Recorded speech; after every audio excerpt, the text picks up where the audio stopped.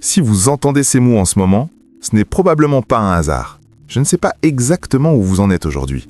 Je ne connais pas le poids précis de ce que vous traversez. Mais quelque chose m'a orienté vers vous avec suffisamment de précision pour que je ne puisse pas continuer sans rien dire. Laissez-moi vous poser une question. Pas sur ce que les gens voient de l'extérieur, mais sur ce qui se passe en dessous. Est-ce qu'il y a quelque chose en vous qui s'est habitué à attendre la suite difficile? Comme si une partie de vous avait appris à se tenir prête pour le moment où quelque chose de bon allait se retourner? Est-ce qu'il y a une vigilance constante, une garde silencieuse que vous ne remarquez même plus, parce qu'elle tourne depuis si longtemps qu'elle est devenue le fond sonore de votre vie? Est-ce que vous vous autorisez vraiment à recevoir ce qui est bon, ou est-ce que vous le tenez à distance pour ne pas avoir trop mal quand cela disparaîtra? Ou peut-être qu'au contraire, une tension ancienne commence enfin à se déposer. Vous ne me devez pas de réponse, mais je veux que vous sachiez ceci. Vous êtes apparu dans ma conscience avec intention. Et si personne n'a pris le temps de nommer ce que vous portez en silence, cette persistance que personne ne voit parce qu'elle ne fait pas de bruit, alors que ce moment le fasse. Je ne suis pas fier de vous pour ce que vous avez produit. Je suis fier de vous parce que vous êtes resté. Les jours où abandonner aurait été la chose la plus simple du monde, vous avez choisi de rester présent. Cette persistance silencieuse porte plus de puissance que vous ne vous l'autorisez à croire. Et c'est exactement ce dont nous allons parler aujourd'hui. Parce que dans cette vidéo, vous allez découvrir une vérité que très peu de gens comprennent réellement. Vous n'êtes pas simplement en train de vivre la réalité, vous êtes en train de l'émettre. Nous allons voir pourquoi votre esprit fonctionne comme un véritable émetteur quantique, comment certaines de vos attentes invisibles programment les expériences que vous vivez, et surtout, comment apprendre à effondrer la réalité que vous voulez vraiment, et pas simplement celle dictée par vos anciennes croyances. Parce qu'il n'existe qu'une seule fréquence comme la vôtre dans toute l'existence. Ce n'est pas une formule, c'est une réalité structurelle. Vous n'avez pas pris de retard, vous n'avez rien manqué de ce qui vous était destiné. Il y a une fracture en toute chose, c'est là que la lumière entre. Alors si ce message résonne déjà en vous, prenez un instant pour soutenir ce type de contenu. Abonnez-vous à la chaîne, laissez un like et écrivez « Je choisis ma réalité » dans les commentaires. Et maintenant, voyons comment fonctionne réellement l'émetteur quantique que vous êtes. Mais avant d'aller plus loin, comprenez ce qui vient de se passer. Ce que je viens de partager avec vous, ce n'était pas juste un message de soutien, c'était une transmission. Et que vous l'ayez senti ou pas, quelque chose dans votre champ vient de changer. Le langage dirigé avec précision n'atterrit pas seulement comme des mots, ça atterrit comme une fréquence. Et la fréquence réorganise votre réalité intérieure. Dès l'instant où vous vous laissez être vu pour le fait que vous continuez de choisir malgré tout, vous avez déjà changé la structure de ce qui est possible. Laissez-moi vous emmener plus profondément dans ceci. C'est là que la mécanique quantique cesse d'être une abstraction et devient l'outil le plus concret que vous ayez pour naviguer votre vie. On vous a enseigné que la réalité est fixe, que les circonstances précèdent votre expérience. En surface, ça semble être le cas, mais ce n'est pas comme ça que le champ quantique fonctionne. Au niveau quantique, rien n'est solide avant d'être observé. Rien n'est déterminé tant que la conscience ne fait pas s'effondrer la vague de potentiel en une expérience singulière. Et vous, en ce moment précis, vous êtes l'observateur. Pas passivement, vous êtes la présence consciente qui détermine quelle version de la réalité se matérialise autour de vous. Par la qualité de votre attention, la fréquence intérieure que vous maintenez, la cohérence de votre état. La plupart des gens traversent l'existence sans jamais prendre conscience de ça. Ils croient que leurs émotions n'ont pas d'incidence sur leur réalité. Mais chaque état que vous incarnez, chaque croyance que vous entretenez sur vous-même, tout cela est de l'information diffusée dans le champ. Et le champ répond, maintenant, en temps réel. Il répond toujours au signal que vous émettez, livrant des expériences extérieures qui correspondent à votre état intérieur. C'est ici que tout change de sens. Vous n'êtes pas un récepteur passif de la réalité, vous êtes un émetteur quantique. Et chaque seconde, vous diffusez un signal composé de vos croyances sur ce qui est possible, de votre fréquence intérieure, de la cohérence entre ce que vous voulez et ce que vous incarnez réellement. Ce signal, le champ vous le renvoie sous forme de circonstances, de rencontres, d'opportunités ou d'absence de tout ça. La question n'est jamais « est-ce que le champ m'écoute ?» La question est « qu'est-ce que je lui dis ?» Alors quand je vous ai dit que vous comptez, que vous allez mieux que vous ne vous l'accordez, je n'offrais pas une réassurance vide. J'interrompais une boucle. Vous n'êtes pas brisé, vous n'êtes pas en retard, vous n'êtes pas le problème. Quand vous le laissez descendre dans le corps, dans le système nerveux, dans la partie de vous qui tient l'attention depuis si longtemps que ça semble normal, le signal change. Et quand le signal change, le reflet n'a d'autre choix de changer avec lui. Voici où la plupart des gens trébuchent. Ils entendent ça et pensent « je dois juste penser positivement ». Ils essaient. Rien ne change. Et ils concluent que c'est du contournement spirituel habillé en langage quantique. Mais ce qui se passe réellement, c'est qu'ils essaient de changer le signal depuis l'esprit seul. Et l'esprit n'est pas là d'où le signal provient. Le signal provient du corps, du système nerveux, des croyances limitantes câblées avant même que vous ayez le langage pour les questionner. Vous pouvez répéter des affirmations toute la journée, mais si votre corps maintient encore la croyance que les bonnes choses ne durent pas, que la joie précède toujours la perte, c'est ce signal-là que le chant reçoit. Pas vos mots, votre état. Les mots dans l'esprit sont superficiels. La fréquence intérieure dans le corps est ce qui diffuse. Et le corps, lui, ne ment pas. Vous ne pouvez pas penser votre sortie d'une fréquence que vous incarnez. Vous devez la changer à la source, recalibrer le système nerveux pour que la sécurité et la possibilité deviennent votre ligne de base. Alors comment changez-vous le signal quand les schémas sont si profondément ancrés que vous ne les remarquez même plus? Vous commencez par remarquer. Pas pour juger, pas pour réparer, juste pour voir. Parce que le moment où vous voyez le schéma, vous n'êtes plus dedans. Vous êtes l'observateur à nouveau. Voici à quoi ça ressemble concrètement. À chaque fois que quelque chose de bien commence à se passer, une relation plus profonde, un projet qui porte ses fruits, une période enfin plus légère, quelque chose en vous se met en alerte. Une voix murmure « Ne vous emballez pas, ça ne va pas durer ». Ce n'est pas du réalisme, c'est votre système nerveux qui exécute un programme de protection hérité de toutes les fois où les bonnes choses ont disparu.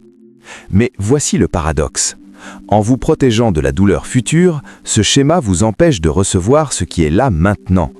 Il vous place déjà dans le deuil de ce que vous n'avez pas encore perdu. Et le chant continue de livrer des expériences qui confirment que la vigilance était justifiée. Alors vous remarquez ça. Vous voyez le réflexe au moment où il se déclenche. Au lieu de le laisser se dérouler, vous faites une pause. Vous respirez et vous vous posez cette question. À quoi ressemblerait-il de laisser ceci être bon? De rester présent dans ce moment sans déjà vous préparer à ce qu'il se termine. Vous n'avez peut-être pas de réponse immédiate, vous ressentez peut-être juste la résistance, l'ancien câblage qui essaie de vous ramener dans le schéma familier. Mais vous restez avec ça. Vous laissez la question elle-même commencer à assouplir l'emprise. Quelque chose change. Un léger relâchement dans la poitrine, un adoucissement dans les épaules. Le sentiment que peut-être, juste peut-être, il est sûr de laisser quelque chose de bon atterrir vraiment. C'est ça la fréquence intérieure qui change. C'est le signal qui se recalibre. Et le chant le reçoit toujours, parce qu'il ne se soucie pas de votre passé. Il répond seulement à la fréquence que vous maintenez maintenant. Il y a quelque chose que je veux que vous fassiez. Pas tout à l'heure, maintenant. Tapez ces mots dans les commentaires. Exactement ces mots. Je suis la fréquence qui change la réalité. Ne lisez pas ça et continuez. Faites l'action physique. Laissez les mots devenir quelque chose de tangible. Parce que ce n'est pas un commentaire, c'est une déclaration. C'est vous qui signalez au chant que vous êtes prêt à vous reconnaître non plus comme un récepteur passif, mais comme l'émetteur quantique actif qui façonne la réalité. Mettez la vidéo en pause si vous en avez besoin. Je suis la fréquence qui change la réalité. Laissez ça atterrir, laissez ça s'enregistrer. Allons encore plus profond. Il y a une autre couche à ceci que la plupart des gens n'explorent jamais. La raison pour laquelle certaines boucles continuent de se répéter, ce n'est pas parce que vous êtes brisé. C'est parce qu'à un moment donné, avant que vous ayez la conscience de le questionner, vous avez appris qu'un comportement particulier était la stratégie la plus sûre pour traverser votre environnement. Que rester petit, c'était comment vous évitiez le conflit. Que performer, prouver votre valeur, c'était comment vous gagniez l'amour. Que vous fermer émotionnellement, c'était comment vous vous protégiez d'être blessé. Ces schémas ont fonctionné. Et une partie de vous les exécute encore parce qu'elle croit qu'ils sont toujours nécessaires, que si vous vous ouvrez à la joie, vous serez vulnérable. Dans son expérience, la vulnérabilité a toujours précédé la douleur.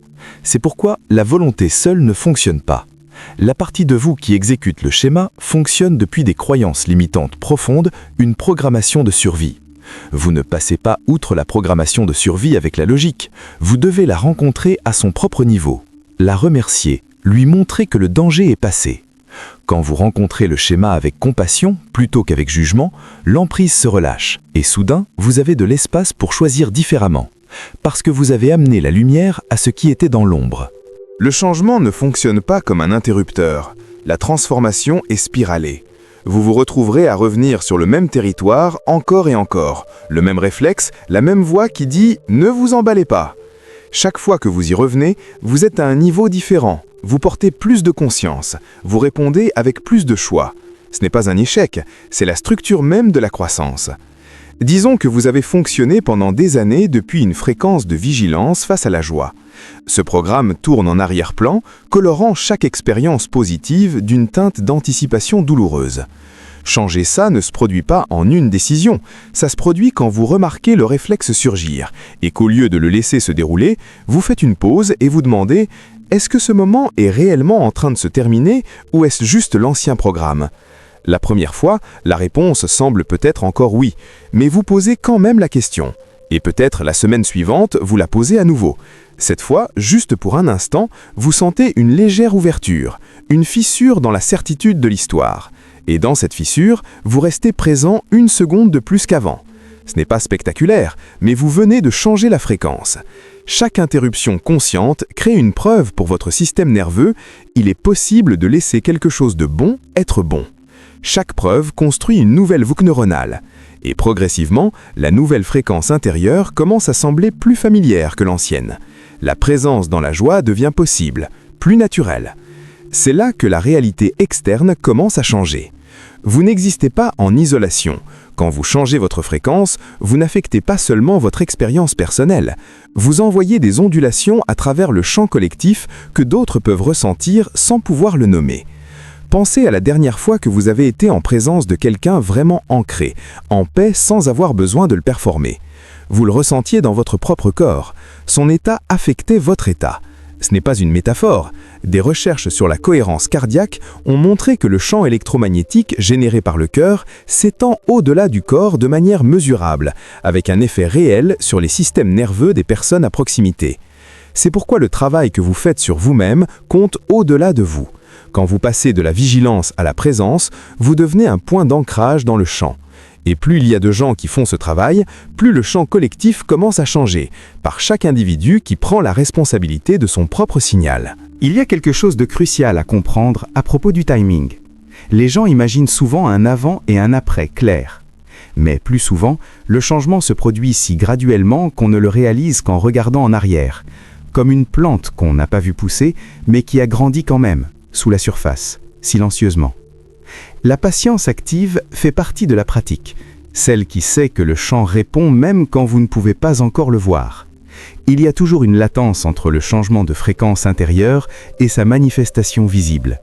C'est comme planter une graine quantique. Le moment où vous changez votre signal, vous avez initié un processus. Mais si vous déterrez la graine chaque jour pour vérifier, vous interrompez ce qui était en train d'émerger. La confiance n'est pas aveugle. C'est la volonté de maintenir la nouvelle fréquence, même quand la preuve extérieure n'a pas encore rattrapé l'intérieur, qui a déjà changé. Il y a une dernière couche que je veux explorer avec vous, la relation entre votre fréquence et votre but. Quand vous fonctionnez depuis la vigilance, la bande passante est saturée. Il ne reste plus d'espace pour écouter ce qui essaie de passer à travers vous. Mais quand vous vous autorisez à rester présent dans la joie, quelque chose s'ouvre, le bruit se calme, et dans ce silence, vous commencez à entendre ce qui veut être créé à travers vous. Votre but n'est pas quelque chose à trouver par l'analyse, c'est quelque chose qui se révèle quand vous êtes dans la fréquence pour le recevoir, présent, vous-même, sans l'armure de la vigilance préventive. Quand vous laissez tomber cette armure, des opportunités s'alignent, des personnes apparaissent, des ressources affluent, non pas parce que vous manifestez depuis l'ego, mais parce que vous diffusez enfin le signal de qui vous êtes réellement. C'est ça, effondrer la réalité que vous voulez vraiment. Non pas la forcer, mais laisser le champ la révéler à travers vous. Avant que nous nous séparions, Je veux vous laisser une pratique concrète pour tout moment où vous sentez l'ancien réflexe reprendre le dessus. Arrêtez-vous, respirez. Placez une main sur votre cœur, une main sur votre ventre, et posez-vous cette question. Que ferait l'amour maintenant? Pas ce que ferait la peur. Que ferait l'amour? Attendez. Laissez la réponse émerger du corps, de l'intelligence plus profonde qui sait ce dont vous avez besoin. Et quoi qu'il surgisse, faites-lui confiance. L'amour ne ressemble pas toujours au confort. Parfois, c'est la limite à poser, la vérité à dire, le choix de vous éloigner de ce qui ne vous sert plus. Mais quelle que soit la forme qu'il prend, il vous déplacera vers plus de cohérence, plus d'alignement avec qui vous devenez. C'est ça, la fréquence qui change la réalité. C'est le signal auquel le chant répond. Vous n'êtes pas en retard, vous n'avez rien manqué. Les fractures que vous avez portées, les endroits où vous vous êtes cassé et où vous avez tenu quand même, ce ne sont pas des disqualifications. Ce sont les points d'entrée de la lumière, et ce qui vous rend capable de maintenir cette fréquence et de changer le champ collectif. Il y a une fracture en toute chose, c'est là que la lumière entre. Avant de partir, laissez un mot dans les commentaires. Un seul mot qui capture l'énergie que vous choisissez d'incarner à partir de ce moment. Pas ce que vous avez porté jusqu'ici, ce que vous choisissez maintenant. Laissez ce mot être votre signal au chant. Et si vous ne l'avez pas encore fait, abonnez-vous pour rester cohérent, pour continuer à vous rappeler que la réalité n'est pas fixe et que chaque moment est une invitation à effondrer la réalité que vous voulez vraiment. Plus nous sommes à incarner cette compréhension, plus le champ collectif commence à changer. Ce n'est pas seulement une transformation personnelle, c'est une évolution collective. Et vous en faites partie. Prenez soin de vous, vraiment. Et que ce qui vient pour vous rencontre avec la grâce que vous vous êtes silencieusement étendue à vous-même tout du long.